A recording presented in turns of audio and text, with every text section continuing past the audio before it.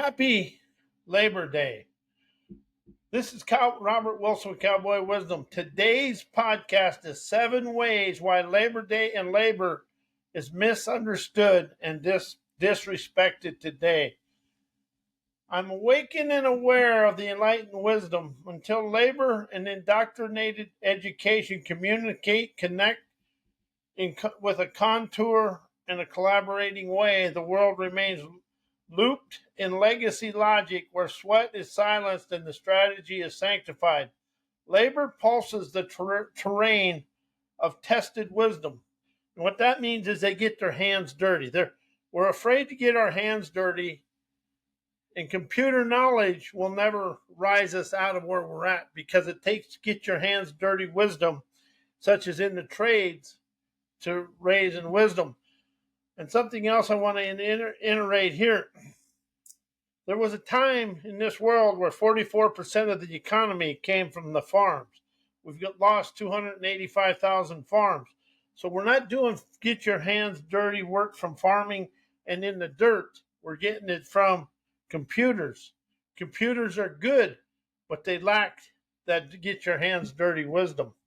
While education echoes with credentialed conditioning, when these forces stop competing and start co-creating, we will dissolve the divide between theory and veracity, between the memorized mastery and the intuitive ingenuity of people. One thing we have forgotten in this world is the world is about people, not about business. Because business has lacks the ingenuity of the people. Oh, only then will we raise the world never built on hierarchy, but built on harmony between all the people. Where fresh health, wealth, and prosperity flow from collaboration, never control. 7 ways why Labor Day and labor is misunderstood, disrespected today. Labor Day is treated as leisure, never as legacy. Something about Labor Day, there was a gentleman by the name of Henry Miller that started the IBEW, and he worked with his tools to build it, but he was building it for a better way for the people. However, somewhere along the line in about the 50s, 60s, 70s, the union forgot their vision and got into their egotistical arrogance and forgot it was about the communities and not about them. And I was a union member for 36 years, so most see it as a long weekend, and your weekends were brought to you by the people from the unions in the 1900s when there was child labor running in the mills and things like that. Never attribute to the world strikes and courage that birthed the workers' rights. See, and if you look at the workers' rights today, they're decreasing, and we're going back to the hierarchy and the third world enslaving ways of the past. The day's radical roots are buried beneath barbecues and sales and people living in their convenience and their comfort zones. Well, them comfort zones are going to be a little bit unsavory. As the media muffles labor's message, coverage focuses on traffic, travel, and consumerism, never the historical fight for the dignity, safety, and fair wages. And that is going on today. The workers' roar is replaced with retail noise. And I'm guilty of that. That's what consumerism. They've taught us convenience instead of our workers' rights. Education omits labor's liberation. Textbooks rarely teach the labor movement's victories or its violent suppression. Students graduate knowing holidays, never the history of labor or history of real life. Labor is framed as outdated, never essential. A tech-driven world, manual work is often dismissed. Yet laborers still build, move, and maintain the architecture of society. Unseen, yet indispensable. And see, that's the thing. If you send all the hourly workers home for 30 days, I'm talking about electricians, plumbers, nurses, carpenters, refinery workers, powerhouse workers, all the people, even the convenience store people, the grocery store people, what happens to the world. Labor actually has the power to put together a movement, but however, it would take communication, collaboration to get together, and people are they're actually too afraid to do that. Union power is diluted by bureaucracies. Many unions have traded grassroots grit for political positioning, and that's happened in the IBEW at the IO level and even at the local level. I witnessed that over the last several years. Workers feel unheard while leadership negotiates comfort over courage for their pensions. And I've witnessed this in my union, and that's the only union I can talk about. They'll sell out the members just so they can look good and get their pensions and their insurance taken care of. And something I'm going to say here: the IO that represents the IBEW, the workers, they have a different pension plan and a different health care plan than the members. A lot of people don't know that. So that's just something there. It's a tidbit. Worker dignity is replaced by productivity matrix. Labor is measured in output, never the essence and the quality. Value is quantified, never felt. The soul of work is lost in spreadsheets and quotas. Labor Day avoids rupture by design. It was placed in September to distance it from May Day's global worker uprisings. The U.S. chose symbolism over solidarity, sanitizing the celebrations to avoid the revolutionary energy. Why management's unadmitted disrespect of the workforce that undermines the company's integrity and lowers profits. Disrespect dissolves trust, and trust is a currency of collaboration. When workers feel unseen, unheard, and undervalued, they disengage and morale drops, turnover rises, and innovation stalls. The company may still function, yet it no longer flows in integrity. Never flows. And integrity is never a slogan, it's a signal. And when it's lost, profits fall away. Unacknowledged disrespect creates invisible attrition. Employees may never quit immediately, but they stop contributing fully. They withhold ideas, reduce effort, and retreat into survival mode. This quiet quitting costs billions in lost productivity, creativity, and culture. The company bleeds billions while chasing metrics. Disrespect installs a toxic echo that repels talent and reputation. World travels internally and externally. A culture of subtle disrespect erodes the brand, detours top talent, and invites public scrutiny. Integrity is never just ethical, it's economical. Companies that ignore this veracity, which is never lie to myself, trade short-term control for long-term collapse. Short-term control for long-term collapse. Why the disrespect for labor is indoctrinated education taught by corporate hierarchy. Corporates designed education installs hierarchy as habit, never veracity. From factory-style classrooms to MBA syllabi, students are taught to associate labor with low status and leadership with legitimacy. This condition is never by accident, it's by architectural. This system rewards punctuality, passivity, and performance over presence, sculpting a workforce that obeys rather than innovates. Disrespect for labor is never a culture, it's a curriculum coded by hierarchy and third world enslaving mindsets. Why college professors And MBA professors encompassed an unrealizing, disdainful attitude towards labor and hourly workers that is taught to their students. Academic prestige instills a hierarchy of worth. Professors, especially in the elite institution, often unconsciously equate intellectual labor with superiority and manual labor with deficiency. This bias gets coded into lectures, case studies, and classroom culture, teaching students to value strategy over sweat and credentials and over contribution. And that is why when they take a student straight from walking through graduation day into the office, they walk in there like they know everything, but yet they understand very little.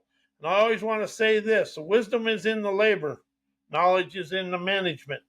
And knowledge that is never attained wisdom it creates lack in the company. Curriculums glorify management, marginalize labor. Business education rarely honors the ingenuity of frontline workers. Instead, it trains students to optimize labor as a cost, never recognized as a source of innovation. And then people that they control have families and a life. And most of the people get into the management and that business controls their thinking. And all they can think about is climbing the ladder. They forget to live a life. The results: graduates who lead with metrics, never empathy, who see labor as a tool, never as a partner, forever fall into the path of never enjoying life. I would love to ask how many CEOs really enjoy what they do every day, or has it just become a habit and that's what they do? Disdain is disguised as data. Professors often use economic models that reduce workers to variables, human capital as labor inputs, or operational overhead. These abstractions strip away dignity and distance students from lived realities of those who build, move, and maintain the world. Labor maintains and moves the world. Management stalls the world out in hierarchy and third world enslaving mindsets. The bias is never shouted, it's spreadsheeted. While business mindsets are from the past, keeping business thinking and knowing in the past, knowledge being unknowingly afraid of here and now. Business mindsets are built on legacy logic, installed to preserve control, never pulse with presence and innovative prowess. Most business frameworks were sculpted during industrial and post-war eras, designed for predictability, hierarchy, and replication. These mindsets reward what's proven, never what's pulsing, or and lacks innovation. Leaders cling to the past to prove strategy, mistaken repetition for relevance. The here and now fluid, intuitive, and terrain shifting innovation feels threatening to systems that thrive on templates. Knowing becomes a cage when it's credentialized and never questioned. MBA programs and corporate playbooks teach best practices that loop through archive conditioned innovation, often filtered through outdated metrics, and intuition is dismissed as a risk. The present moment, unpredictable, alive with unscripted, accomplished outcome, is feared because it can never be forecasted or controlled.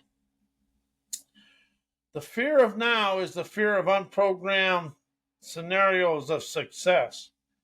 To truly meet the moment, business must dissolve its addiction to certainty.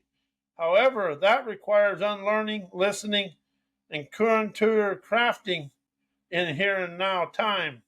Most systems are built for that. They're built to preserve what worked yesterday, and so they stay stalled out in the loop in their loop, thinking about yesterday and to replicate what didn't work yesterday, while the world is being reshaped without them.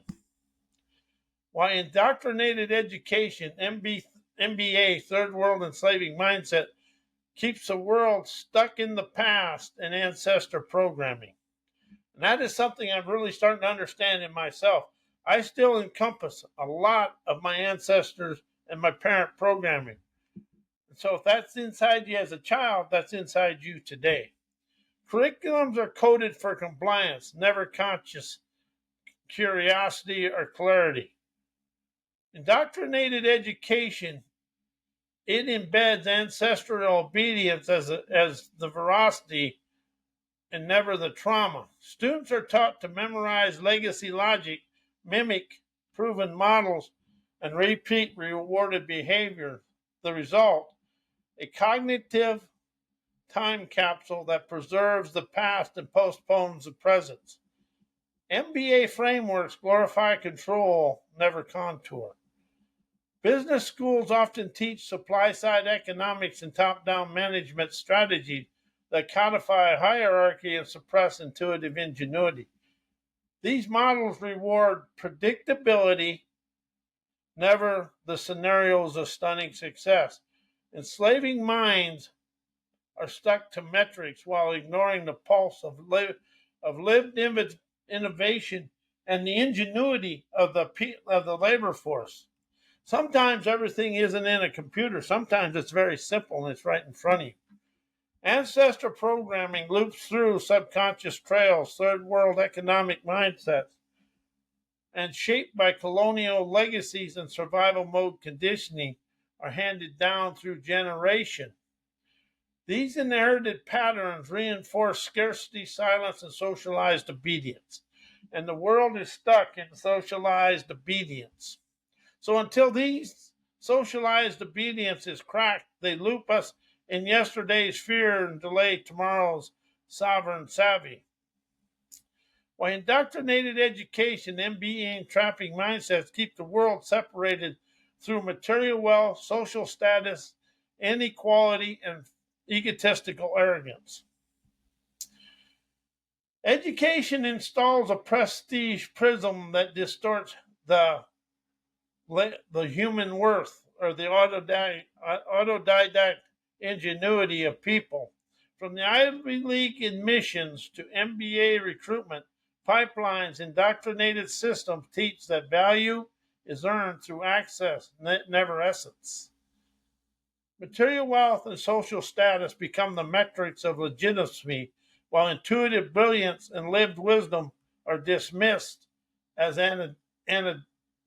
anecdotal, as ancestral enslaving ways. The result, a caste-coded cognition that divides the world into leaders and laborers. And how is the laborers actually the leaders of the hierarchy of a company, and they won't admit it's happening? Because the company never moves forward until the labor begins. And when the labor is in motion, how does management try to screw it up? See, we have a saying in the union, in the electrical trade, if you want to screw it up, put college education in charge. And they'll usually stop a flow, because I've been on jobs where everything was just flowing, and then they come out with something just to disrupt the flow. But we figured that is they want to make more money. And that way, if they screw it up and slow it down, they can blame labor. Labor gets blamed for management's inappropriate wisdom. Business often trains students to optimize profit, forecast trend, and scale control, rarely to honor the pulse of the laborers and the ingenuity of the people that are on the floor. This programming breeds egotistical arrogance, a belief that success must be sanctioned by system. And most hourly workers and laborers are autodidact entrepreneurs. And that's an hourly workers are seen as outliers, never innovators. Even though they often sculpt the most revolutionary resilient pathways, but it's outside the management's comfort zone programming, and they turn it down because they got to look good in the eye. When they look in the mirror, it's got to be all about them. Social status becomes a signal loop of separation. Degrees, titles, and wealth are treated as proof of superiority, reinforcing inequality through credentialed echo chambers. The indoctrinated mind never just chase achievement. It installs hierarchy of who gets to be heard. Clairvoyantly, we see that the separation is never natural. It's nurtured by systems that fear intuition more than ignorance. Separation is never natural. It's nurtured by systems that fear intuition more than ignorance. Why indoctrinated education, MBE, and trapping mindset keep the world separated through material wealth, status, inequality, and egotistical arrogance, and that's just what it is. Because education installs a pristine prism that distorts human worth. And that comes through the Ivy League and the professors, and it's actually a trained deal. And that's kind of where we get stuck. And the social status becomes a signal loop of separation through degrees and titles. Why the labor force lets college education, people's titles, and MBA degrees intimidate them to feel inadequate without realizing college educated people, MBAs, lack the autodidact sovereign enlightenment and abilities and wisdom of the labor force. Titles trigger program inferiority, never actual inadequacies. Laborers are conditioned by society to equate degrees with superiority. This indoctrined reflex installs a silent hierarchy where credentials are mistaken for capability, yet many college-educated individuals operate from theory, never the terrain of get your hands dirty wisdom. The labor force holds enlivened wisdom that is never taught. It's earned through get your hands dirty events. Autodidacts is a sovereign enlightenment. Sculpt solutions, MBAs rehearse frameworks. While MBA graduates are often rely on models, metric, and market trends, autodidact workers innovate from what's in front of them, and intuition and direct engagement with what's happening on wherever they're doing. This brilliance is never benchmarked. It's broadcasted through grit, get, and go. The labor force often underestimates its own sovereign signal waves of wisdom because it wasn't certified by some institution. Inadequacy is installed by comparison, never clarity. Feeling less than comes from measuring worth against institutionalized standards. Yet degrees never guarantee wisdom, just access to a manual. Autodidacts learn from ignition, never instruction. When laborers realize their insight is minted in motion, never memorized in lecture halls, the intimidation dissolves into innovation, and they expand through life with ease.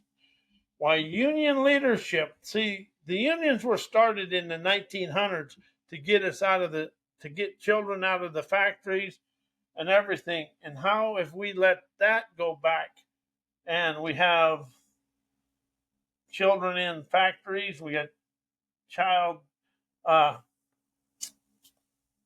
everything happened to child exploitation, child everything. How we went backwards in a college-educated world that's supposed to have integrity.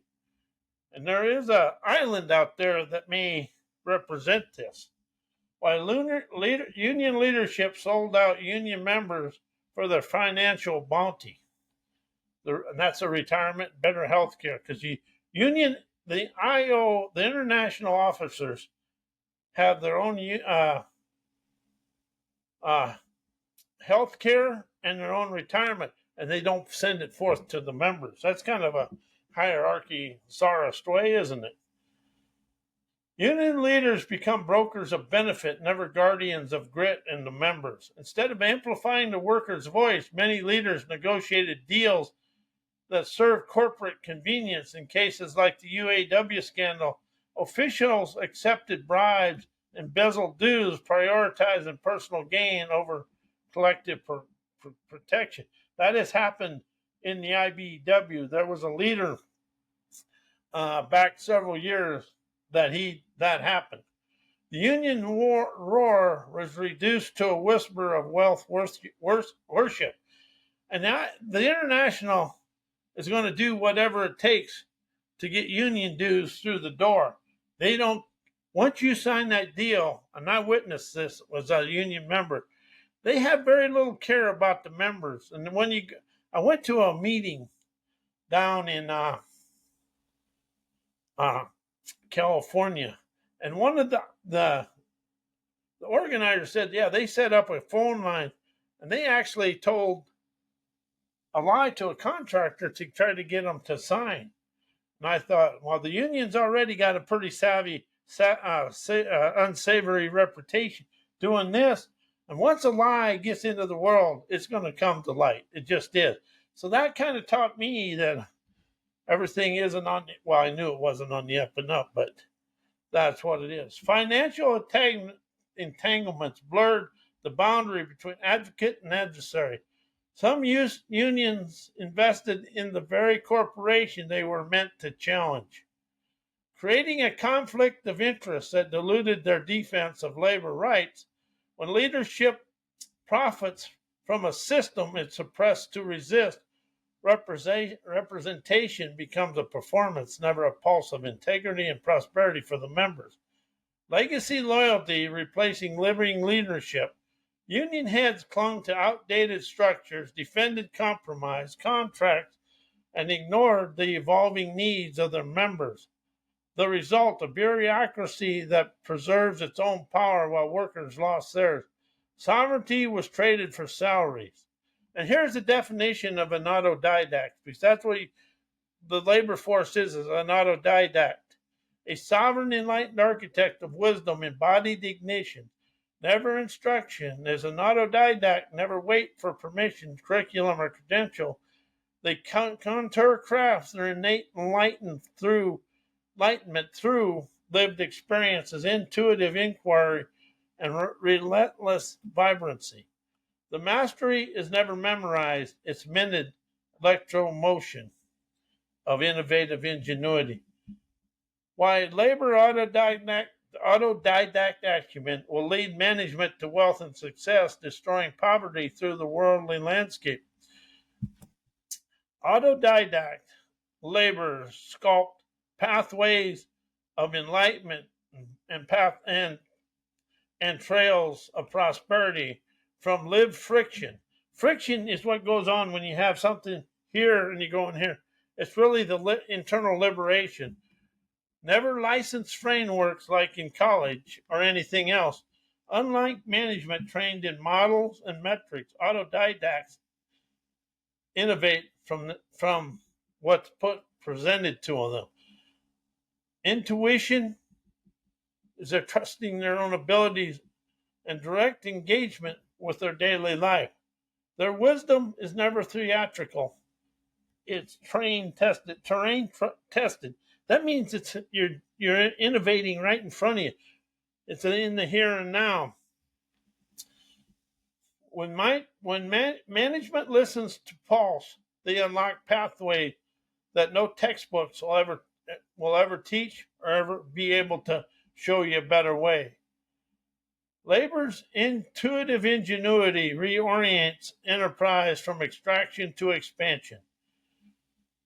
Autodidact acumen never just fixes the problem, it images the systems and the pathway to your beaches of bountiful bliss. It broadcasts scarcity into strategy and limitation into liberation. When management partners with this energy, wealth becomes a byproduct of the vibrancy and the visionary epiphanies of the business, never just revenue. Poverty dissolves when labor's wisdom is dignified, never dismissed across the globe. The most transformative innovations from microfinance to solar tech have emerged from laborers who learn by doing, never by degrees. And see, what we have is a degree arrogance in this country. And once they get that degree, their egotistical arrogance, know-it-all ignorance, and stubbornness and hard-headedness shuts off their listening to the labor force. When management activates autodidact acumen, they never just scale profits, they contour prosperity. While labor gets blamed for management's poor choices, management mistakes authority for accuracy. When decisions backfire, those in charge rarely question their own frameworks. Instead, they project failure downward, blaming labor for their lack of due diligence and poor performance while shielding their own flawed strategies, outdated tools, or unrealistic timeline. I saw that many times. We'd have something happen when $1,000 tool would take away and get it done in a day, day and a half. They'd rather fight it and take 6 days, but they save money. That's management's mentality. Labor becomes a scapegoat for systematic sabotage. Workers are often held accountable for outcomes shaped by broken systems, bad software, unclear procedures, and toxic culture. The architecture is faulty, but the blame is personalized. It's never a failure of effort, it's a failure of infrastructure and experience of management. And I witnessed that because when the union, we went from having the older hands being the foreman, general foreman, and went to people just out of apprentice school to being foreman.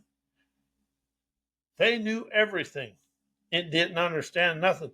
But as long as they went fast, management thought it was good. But what really happened is they went fast and blamed the workers. And that's kind of why the unions lack the foresight of what we had in the late 90s, early 2000s. Bias and bureaucracy distort perception. Managers misjudge workers based on performance metrics that ignore context. Research shows supervisors often rate employees as less diligent than they actually are, unveiling a perceptional bias that fuels unfair blame. This results in loop misattribution that protects power and punishes presence. And something else I really can say is when you walk on a job and that contractor or whoever's there takes that snapshot, whatever that snapshot is, that's what you are for the rest of the job, because that male ego or whose ever ego it is will never let you out of that snapshot. And they will never, ever go beyond that snapshot in your life. And that happens if you stand up on a job nowadays, you might as well count your money's coming, because there's too many people that will follow and step in a manager's crap all winter just to see where he goes to the bathroom in the spring. When labor innovates the flow, the world and management controls the world through limitation. While labor innovates the flow of health, wealth throughout the world, and management controls the world through limitation and hierarchy, labor pulses from proximity. Management operates from abstraction. Innovation is born in the trenches, never in the towers. Workers engage directly with friction, tools, and terrain. They contour pathways of enlightenment in the here and now. Management, distanced by hierarchy, often imposes templates that ignore the pulse and the lived experience. Hierarchy installs authority bias. Labor ignites the bottom-up brilliance. In rigid structures, ideas from the top are overvalued, while grassroots insight is dismissed. The the bias of management stifles creativity and silences intuitive ingenuity. The workforce often holds the keys to innovation, yet management's chain of command locks the door. Management preserves predictability, labor disrupts with design. Managers are trained to maintain control, reduce risk, and replicate success, as labor, especially those who listen, feel, and adapt, are the ones who sculpt the fresh pathways of enlightenment, opening up the trails of triumph down to the beaches of bountiful bliss.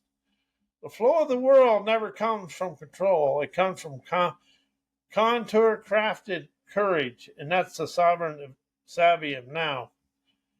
The national media falsifies labor's important contribution to wealth in the world.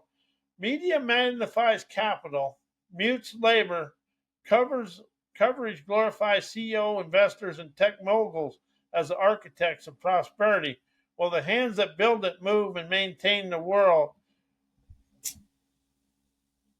And the world remains invisible to labor's role in generating wealth is downplayed to uphold the myth that success flows from strategy, never sweat. Narratives are shaped by ownership, never by objectivity.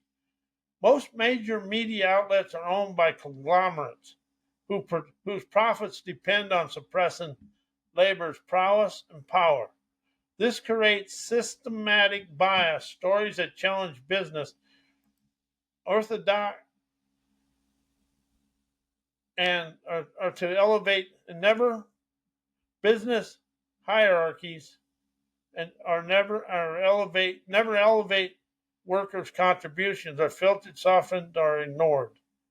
Labor's legacy is sanitized to prevent uprising. By erasing the radical roots of labor movements, strikes, uprising, and demands for dignity, media transform labor history into footnotes. This distortion keeps workers compliant, disconnected from the revolutionary energy that once shaped the economies. Why the union's unrealized failures is never educating the public about. The unions never educated the public about collective bargaining and the good of the union. Unions speak contracts, never consciousness, and the innovation of and the liberating prowess of a union contract and collective bargaining. Most unions' messaging focuses on negotiation and benefits, yet rarely on the philosophy of collective power. The public hears about wage dispute, never about the deeper dignity of solidarity and the collective bargaining. Without storytelling, the soul of the union stays hidden. Collective bargaining is treated as a technicality, never triumph. The process often buried in legal jargon and procedural formality. Yet collective bargaining is a living choreography of the worker's sovereignty, a tool that opens up power dynamics to flow from within the union. When union fails to frame it as liberation, the public sees it as bureaucracy. Union leadership defends perks, never pulses. Instead of broadcasting the transformational impact unions have had, child labor laws, weekend safety standards, many leaders focus on preserving benefits. The result, a public sees unions as self-serving, never as society's enterprising leadership. Why union leadership has destroyed the union's prowess and integrity. Union leadership pursued power over pulse.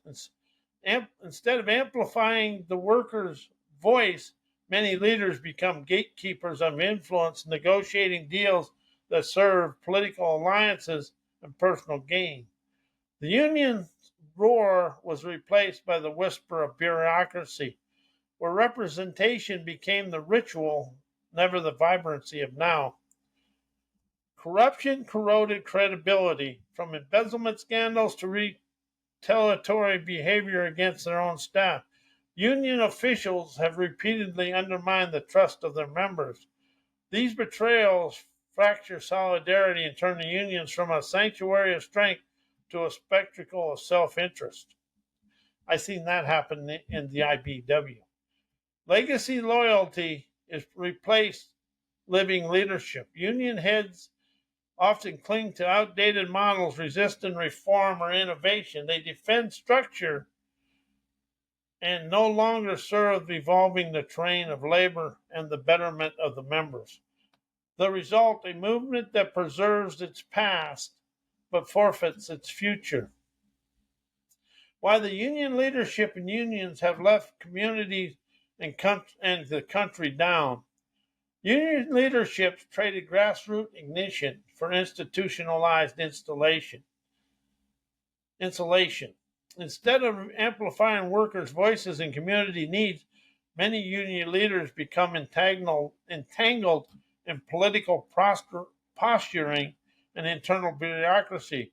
They negotiated comfort over courage, prioritizing incremental gains while ignoring the deeper ruptures in the labor dignity, economic justice, and social equity. The result, communities lost their fiercest advocates to boardroom diplomacy.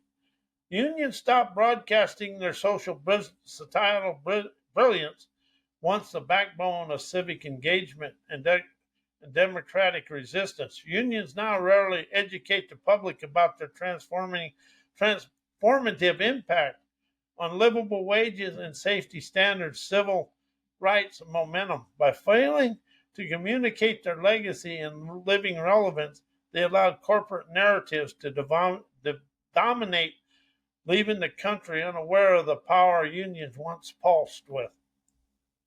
What the unions and union leadership need to do to get their integrity and credibility back is broadcast the soul, never just the structure. Unions must go beyond contract negotiation and start the nowography of their legacies and dissolving child labor laws and the creation of child labor laws, civil rights and safety standards, and how they brought the world the weekend. By reclaiming their radical roots and broadcasting their societal brilliance, they reawaken trust and dissolve the myth that the unions are obsolete. Rebuild trust through transparent terrain, tested leadership. Union leaders must embody the pulse of the people, never the politics of the position. That means open communication, participatory decision making, visible accountability, as leadership reflects lived labor, never just legacy titles. Integrity becomes felt, never just claimed. Contour craft collaboration with community and culture. The unions must reconnect with the broader ecosystem, partnering with local movements and their autodidact entrepreneurs and sovereign educators. By aligning with these who pulse from presence, never programming, they transform from isolated institutions into ignition hubs of collective liberation. While the union membership and union leadership have equal culpability in the status of the union today, leadership muted the mission, membership muted the mirror of the, and they took over the mirror of the leadership today. And that's whatever you choose it to be. To me, the leadership lacks integrity. Union leaders often drifted into comfort zones of negotiation bureaucracy, losing touch with the pulse of the people. Yet members, too, stopped demanding clarity, accountability, and courageous representation. Yet both sides stop reflecting each other's fire, and the union dims into ritual, never revelations. Members outsource their voice, leaders outsource their vision. Instead of co-creating strategy, many members defaulted to passive participation, attending few meetings, ignoring elections, and they accepted diluted contract. Meanwhile, leadership leaned on legacy models and political alliances. Result: a union preserved structure but forfeited the soul. And that's something unions have done, is forfeited their soul. Collective power was traded for individual preservation. Both leadership and membership often choose safety over sovereignty, avoiding rupture and resisting reform, fearing friction. Yet unions were born from disruption, never diplomacy. As both sides settle for survival instead of ignition, the movement stalls and the mission forgets itself. And I've witnessed that as a union member. But however, the unions were good. But however, the union leadership and the BAs of most halls lack the vision. And all they want is that their benefits, and basically they want the paycheck. And they can sit in a warm office and never have to get their hands dirty. The union leadership have lost their way, and now the membership have lost their way. I'm guilty of it. I'm not going to say I'm perfect, but I understand when I got in the union in 91 and what it is today. And I know there's people in offices, they almost get to stay home and do nothing. I just want people to realize that. I am Robert Wilson. I am a union member, and I'm also a hypnotherapist, published author, and I'm a podcaster, opening the eyes of people to understand they encompass the unique talents to rise, shine, and energize and illuminate their pathways forward. I want to thank you and good night.